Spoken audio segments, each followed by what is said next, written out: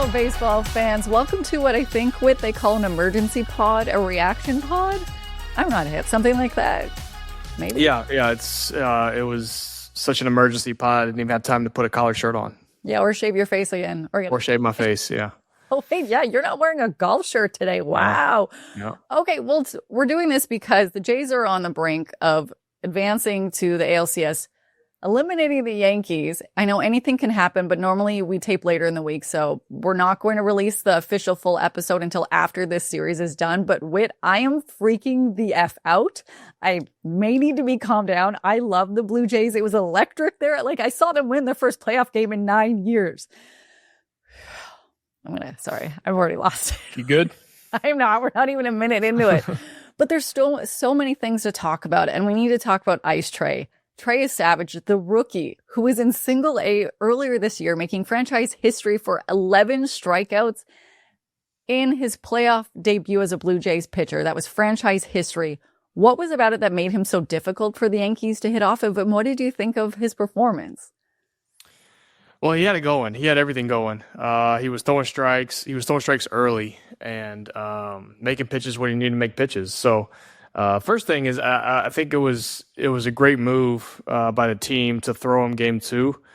If you're gonna commit to throwing him, which I think with Bassett being down, and I think you kind of established at the end of the season that you wanted to give Trey a chance. I think throwing him game 2 was a great move, because not only does it guarantee he's not throwing in a high pressure elimination game, but he's throwing at home with fans that are supporting him versus throwing game 3 on the road in Yankee Stadium, which could give you a little bit different feels for a young player. So I think that was a really good move on the Jays' part. But yeah, Trey had it. I mean, like I said, he had it going from filling the zone up standpoint, and then throwing that splitter, strike the ball. The Yankees couldn't figure it out. And I really think that I watched Ken Rosenthal talking to Jazz before the game, and listening to the Jazz talk, I don't really think that or Jazz in particular, I know every hitter kind of prepares differently, but Jazz wasn't ready for Trey. He didn't really seemed like he had a lot of familiarity with what he was going to bring with that arm action. He just kind of seemed to think he was going to be the same type of pitcher as Gossi. Where Gossi's split, yeah, they're both fastball split guys, but Gossi's split is more of like a changeup with depth, and Trey's is, from where he throws it, is like a true split finger. So I think that was a mistake on Jazz in particular's part. I didn't get to hear anybody else talk, but on his part, on him in particular, he wasn't really prepared for what Trey had to bring. But I'll tell you, the straw that broke the camel's back that game was the second at bat against Grisham. So first time seeing this guy, he got swings and misses all day at the split, especially when it was 2-2, 3-2. He would throw it, and the first time through the lineup, I think all but maybe one split that he struck people out on was a ball. Guys were swinging through it. And then obviously with the offense getting him some cushion, the Yankees started to press, and then Grisham the second time through gets to a full count, and being a hitter, I know when a guy is auto taking, and there's times where there's a report on a pitcher that with 3-2, it used to be you didn't want to walk guys, you would just throw a fastball in the zone or something in the zone 3-2. Now it's almost like a chase count, because pitchers use the guy's anticipation to get him, and that's what happened the first time through. So I could tell when it got to 3-2 on Grisham the second time through, he was like, okay, well, I'm going to take this pitch. I'm going to auto take. I'm not going to chase a splitter in the dirt. It's going to look good, but I'm going to take it, and it's going to be a ball, and I'm going to walk to first. Well, he threw a splitter for a strike, and you could kind of see Grisham, the way he took it, kind of be like, really? Like, now what am I supposed to do? And that kind of, I think that pitch right there deflated them, at least from any chance of hitting Trey that day. So just an unbelievable performance by a rookie, and I mean, just straight up dominant. Yeah, he said he was built for this moment. I was not built for the moment. I was so nervous when he first stepped onto the mound, but he struck out his first batter. I'm like, okay, this guy has of steel. I'm just going to censor myself because it's really like, big cojones. Yeah, there you go, big cojones. And then another, I'm not going to transition by saying like somebody else with big cojones. No, our favorite wombat. Yeah. It's early. I have not slept in close to 72 hours. I've lived at the Rogers Center. But our guy Dalton, everyone's favorite, such a nice guy, does not like to talk about himself. So we are going to praise this guy right now. He had such a huge game in game 2. And I remember after when we were talking to him in front of his locker in the clubhouse, he says like he is staying humble because this game will humble you fast. He wouldn't even comment on the fact he had 2 home runs and made a bunch of other history in that game. What did you make of Dalton's performance in game 2? Well, first, I think that's the perfect reaction because it is true. Like as soon as you feel like you're at the crest of the mountain in baseball, I mean, it can just take your knees out and watch you tumble down quickly. It is the most grueling game. But at the same time, when you have a game like Dalton had, you need to spend some time and appreciate it and think, man, I was the man for this day. And I'm so happy for Dalton. He's such a good player, and he's taken some lumps along the way, especially since he got to Toronto. He's gone through some things and tried to find himself. Doesn't mean he's a bad player. It means he was going through some stuff. And baseball is just a game where you trust the player, trust his abilities, and give him a chance to work through some things, and he sure has. And there was a big knock on Dalton for a while. He couldn't hit lefties, right? He didn't play against lefties. He got pinch hit for when a lefty came in, which I hate that whole shtick. If you tell someone that they can't do something and then you take them away from doing it to try and get better at it, then that's for a different podcast. But the first 2 big at bats off Max, one of the better lefties in our game, and Dalton put together some huge at bats, and he sure smacked around a lefty. So Dalton, love you, buddy. I actually FaceTimed him. He actually called me yesterday when they were on the plane, talking about just talking like old friends do, and talked to him and George and Gossie. So they're fired up. They're headed to New York. Not fired up about being in New York. So we talked about, let's make that trip to New York nice and quick so they can get home and get out of that city. I'm surprised you're going to bring up like Dalton told you the dumb question I asked him after, because he doesn't show emotion. I was so happy for him because there's this picture that actually David Schneider's dad posted of Dalton's mom when he hit that second home run, and she's just so full of joy, and he smiled when we were in the post game when I asked him that, and we're like, he showed emotion. It was adorable. Yeah, he's adorable. He's just a cute little boy. Apparently he's not the wombat anymore. Apparently now he's the rabbit. So Swift George just called him the rabbit now. So wombat, old news, rabbit, new news. The rabbit, Dalton Varsho, just to recap, 2 home runs in game 2, went 4 for 5 with 2 doubles, scored 4 runs, and drove in 4. First player in MLB history with 5 extra base hits within the first 2 games of a single postseason. Let's effing go, rabbit. The rabbit. Offensively, I mean, that big at bat against Matt set the stage for Big Earn Dog, with the going around the bases. I don't know what to do with my hands. Was that, I don't know what to do with my hands, or was that did this just happen? Did you see his post game? Did you see his clip? It was the cutest thing. If people have not seen it, he just said he blacked out when he hit the home run. If you don't know, those listening, it was his first postseason home run. It was the first time he's been in the playoffs. He was on the taxi squad, I believe, last time. And it was just, you're so happy for good people when good things happen. And when his reaction was like that, we all looked in the media room like, did he just do that? Ernie. I can only imagine. I mean, Ernie's just I've talked about Ernie a lot on this podcast, but he's just the best human being. But he's got that dog in him. He's got that competitive dog in him. And I really think in the moment he was going around the bases like, this is what I do. Keep me in the lineup, damn it.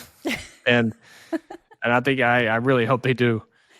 Oh, me too. A quick little thing that happened after. So I was at Davis's locker to talk to him, and Ernie was there, and Davis didn't have a shirt on, and Ernie's like, do it without your shirt on. Give the people what they want. And because of that, my camera guy was so distracted. He definitely forgot to hit record until halfway through my Davis interview. That's where I'm at today, buddy. Every time I see these from the pictures from the celebrations and knowing the guys, like Davis, George, Dalton, never have a shirt Tarps off. That was KK. If you look like KK, you take your shirt off all the time. But yeah, these guys just love being tarps off, and credit to them. I guess use it while it's warm, because it's about to get cold, and then tarps off might not be the play. I want to talk about the unsung heroes of this roster. People from around the league, different fan bases, are realizing it's not just one player for the Blue Jays. It's pretty much the entire roster contributing through games 1 and 2. Just seeing how everyone from even Nathan Lucas, it's his first playoff experience, had such a great time and such a great momentum creator as well. Yeah, Lukey was great in game 1. Great in game 2 too, but had the big catch in game 1. Hit the big double, and yeah, it's kind of been the story of this team all year. Is there's really like 11, 12 guys that have done, not just 9, like 11, 12 guys that have done meaningful, made huge contributions throughout the course of the season, and that's carried over to the postseason because you have that base, you've had that success during the year. What's different about the postseason? Lights are a little brighter, people are a little louder, but same type of result from the Blue Jays is who's going to be today, and through 2 games, that's how it's been. Yeah, we're really going to dissect this when we actually record the entire episode. But obviously Kirky, huge moment for him in the first game. He had 2 home runs, but Vladdy also home run. First grand slam in Blue Jays franchise history in the postseason. There's so much pressure I felt on him. He signed a $500 million contract, and then it's been about him and Judge. What are they going to do? Are they finally, show up and do something big for their teams? That's the narrative from fans and some analysts. Seeing Vladdy have that moment and live up to those expectations put on, what was it like to watch? When Vladdy's locked in, there's really nobody better. He's right up there with Shohei and Judge when they're locked in. They're just Shohei and Judge are a little more mature in their baseball lives, so they've been able to kind of channel that and do it on a little bit more consistent basis than Vladdy. Not like a lot more consistent, but a little more consistent. And when Vladdy, I think, continues to mature and age, that you'll see Vladdy along those same lines of like perennial MVP type of player year after year. So what a big couple swings for him. That grand slam was awesome. And, kind of getting it kicked off. Was it game 1? He hit the first homer of the game? Game first 1? inning. Everyone was kind of on him about like his slow into September. Who cares? What he's got. Who cares if he's playing well on September 22nd? You want him to be playing well right now, and that's what he's doing. So he probably was working through some things and trying to get ready for this moment, and he sure has. So it's Vladdy's a dude. If Vladdy's going, watch out. Jays, most runs through the first 2 games of a single postseason in MLB history. They have won more homers than strikeouts, but they're going into the Bronx with a 2-game lead. What is dangerous about the Yankees when they're going into their home? When they're down, they're desperate. Well, you can't give them. You gotta really fight to keep that spark away from them. That's what happened. Game 1, it was the biggest. That was the biggest point of really the series so far. Was game 1 when Gossi had bases loaded and Judge was up and it was a full count, and like we talked about with that 3-2 pitch, a lot of times now that's not an auto strike, and Judge being the guy, and people have said what they've said about him in the postseason. He wants that moment. He didn't want to go down looking. So Gossi used that aggressiveness against him and threw a good split finger, strike the ball split finger, and got him to swing through it, got him to strike out. And that's the kind of moment that, if you miss over the plate, or you hang one and Judge does what Judge does and hits it 500 feet, the series might look differently. So that's what you got to avoid in the Bronx, is avoid kind of giving them any sort of life. Really be careful with 99, because I mean he's the guy on that team. You know, if he gets going, kind of like Vladdy, if he gets going, they're gonna get going. So it's okay. Like Trey, first at bat, just kind of, you know, split away, slider, away, go to first base. Yeah, that's okay. Especially even bases loaded, like make your pitches, take his aggressiveness, use it against him, and see if he'll chase. And if he doesn't, it's 1 run. That's better than 4, and it's better than having that sterile stadium in the Bronx erupt. So it's got to do your best to keep them out of it. Bieber's been there before; he's done that. I think that won't be an issue for him. So. Yeah, we'll see. I mean, they're a good team. They can get it going. Anybody in that lineup can hurt you. You just got to try to keep the momentum from shifting their way at all. And I think if they do that, I don't want to say cakewalk, but if they can do that, game 3 might be a breeze as well. Oh my gosh, I'm so freaking excited. Whit, I can't contain my energy. This is not a good thing. I also want to know from, you know, the viewers and Jays fans, let us know in the comments. I want to know what has been your favorite part in games 1 and 2. How are you feeling about game 3? Have you been surprised by anything? Because we're going to break this all down in the next full episode, including the roster decision to go into this. But Whit, before we end, can we go a little bit back to that FaceTime call? So they FaceTime you on the plane? Yeah. Well, I How text good Dalton. do you feel? Well, they're my guys. You know, I mean, I talk to Dalton and George, really, like, I talk to them all the time. So I texted Dalton afterwards and told him how cute he looked running around the bases. And then, like, when they got on the plane, they've called me to, you know, do what we do, just kind of talk shit to each other. And yeah, so they're excited to be in New York for a short amount of time. I'll say that. So hopefully they can do that and get in, get out. Have a nice dinner tonight. Get out of there tomorrow night. Oh, I hope so. Well, we'll see. We'll be talking and seeing you guys later this week. Thank you for listening to the Emergency Fun Reaction Pod with Whit and Lindsay. This is 6 Inning Stretch.